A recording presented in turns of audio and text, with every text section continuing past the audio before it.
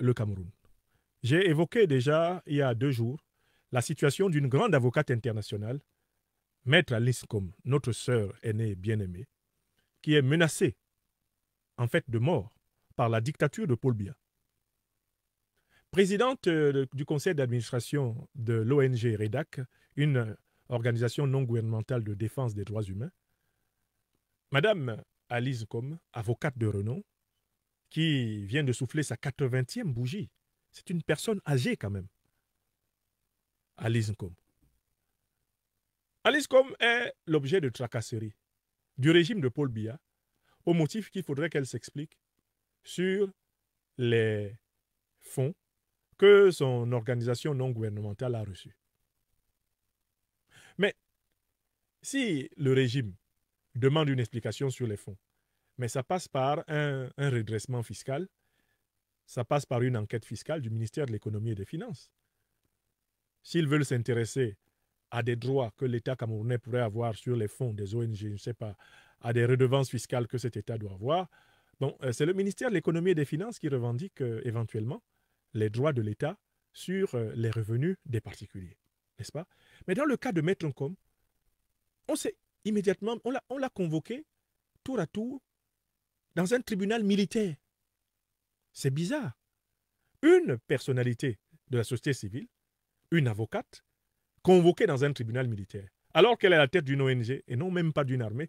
Ce n'est pas une policière, ce n'est pas une gendarme, ce n'est pas une militaire. On la convoque au tribunal militaire. La loi camerounaise interdit de convoquer des civils devant un tribunal militaire. Pourquoi Biya a-t-il voulu la traîner devant un tribunal militaire?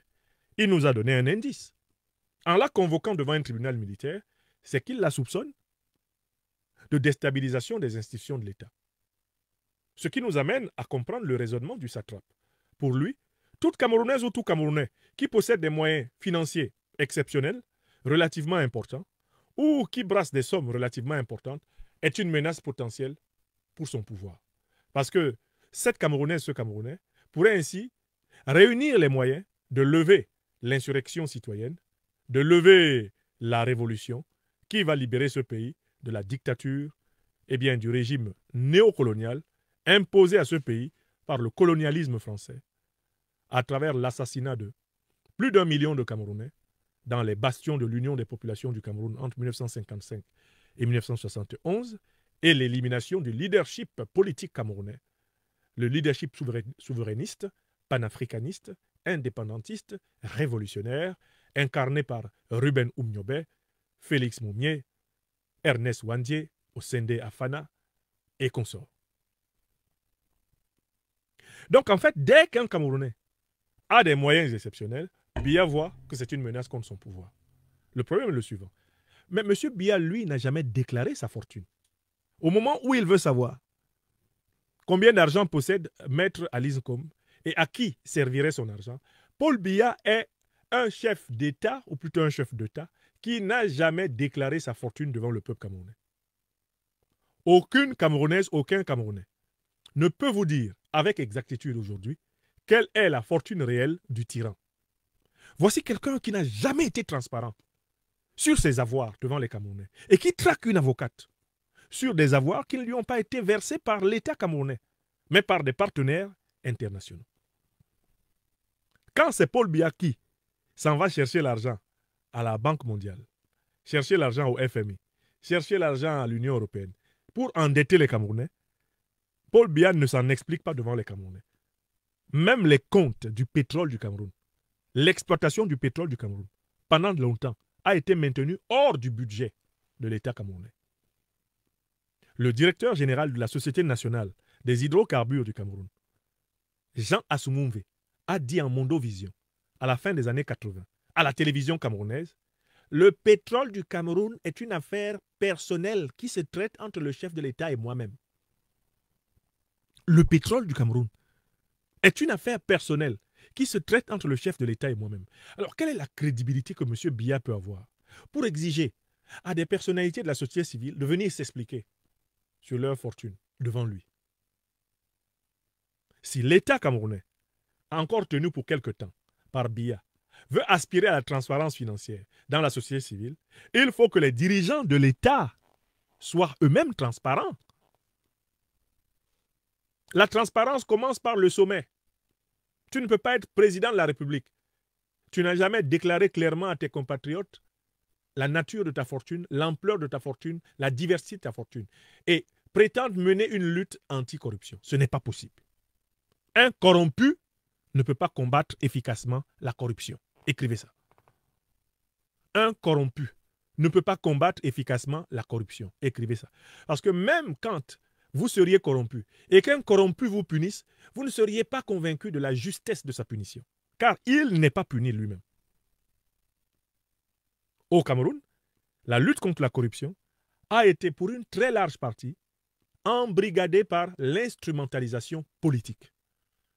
À partir du moment où, dans les années 60, Amadou Ahidjo, le premier président de cette république colonisée, néocolonisée, Amadou Ahidjo, ce grand usurpateur, met fin à la séparation entre le pouvoir judiciaire et le pouvoir exécutif.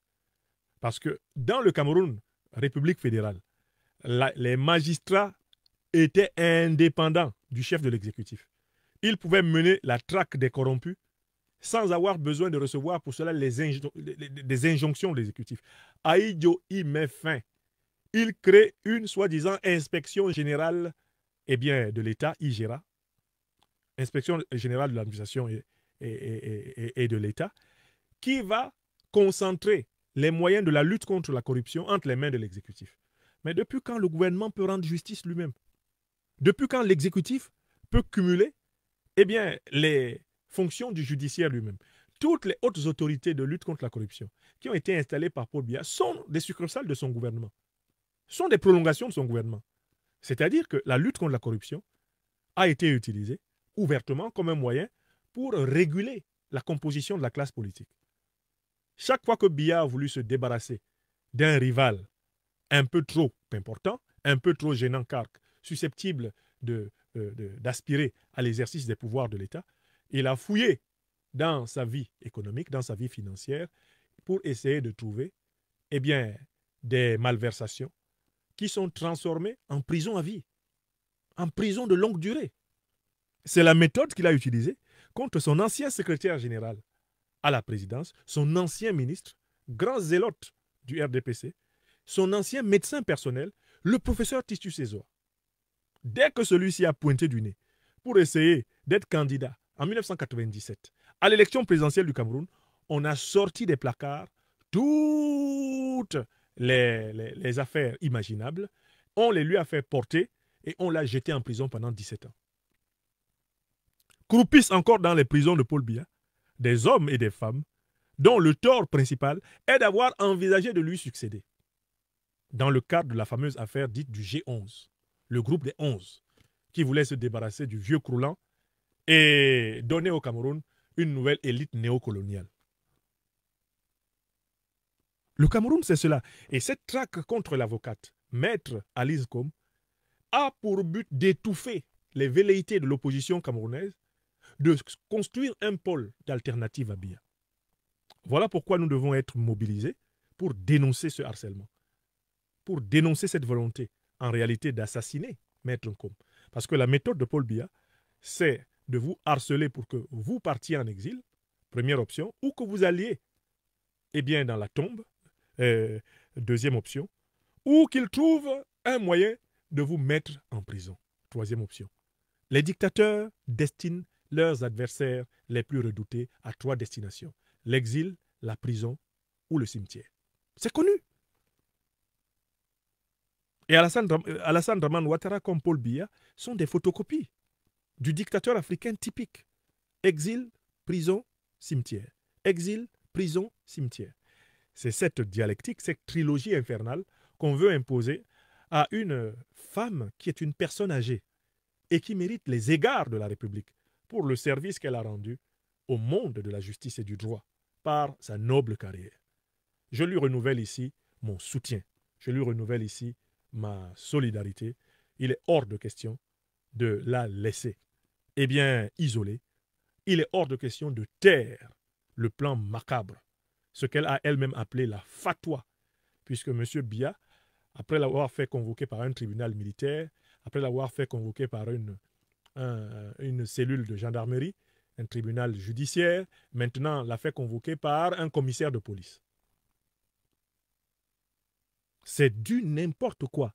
Et il est temps que soit résolue cette question par la grande mobilisation populaire du peuple camerounais sur des bases panafricanistes et révolutionnaires. J'ai publié en fin d'année passée mon livre pour un nouveau leadership populaire camerounais.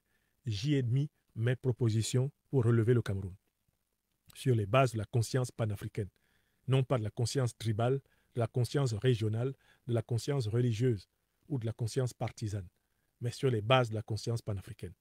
Tel est le projet auquel nous appelons le Cameroun, la construction d'un leadership révolutionnaire panafricain camerounais.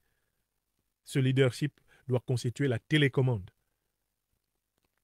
qui va permettre au peuple d'obéir à toutes les actions le conduisant vers sa souveraineté. Tant qu'on n'a pas reconstitué à ce peuple une télécommande, c'est-à-dire un leadership panafricain, révolutionnaire et populaire, nous serons condamnés à nous mobiliser au cas par cas, comme on le fait ce soir. La première chose, abonnez-vous à cette page, cliquez sur le bouton s'abonner qui s'affiche juste en bas. Et la deuxième chose, cliquez sur la cloche de notification pour ne rater aucune des vidéos que je publie ici très régulièrement. Retrouvez KDW Africa sur YouTube, Facebook, TikTok.